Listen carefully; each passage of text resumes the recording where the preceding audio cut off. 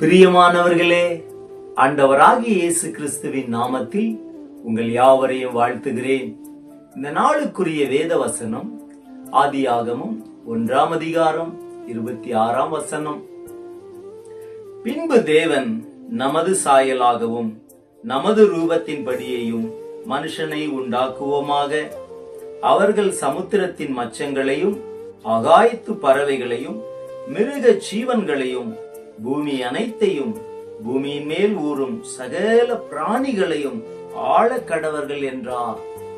சகல சிருஷ்டிகளையும் ஆளுகை செய்யவும் அதிகாரம் செலுத்தவும் ஆதாம் சிருஷ்டிக்கப்பட்டான். இதுவே சிருஷ்டிப்பின் பிரதான நோக்கமாயிருக்கிறது. தேவன் தமது முதல் மனிதர்களை படைத்த உடனே அவர்களை பூமி முழுவதையும் ஆண்டு கொள்ளும்படி அவர்களை ஆசீர்வதித்தார்.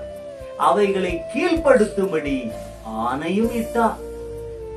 தேவன் ஆளுகிறவர் என்ற வெளிப்பாடே உங்களை ஆளுகை செய்கிறவர்களாக மாற்றும்.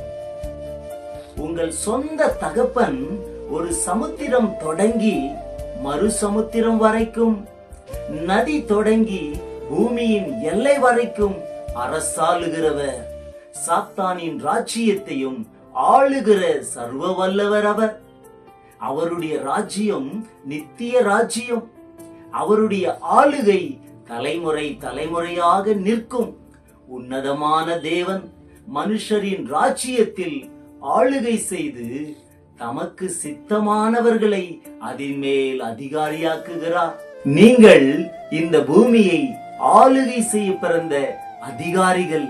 ஆகவே உங்கள் எதிரியான பிசாசு உங்களை ஆளுகை செய்ய விடாமல் இன்றைக்கே அவனை எதிர்த்து நில்லுங்கள்.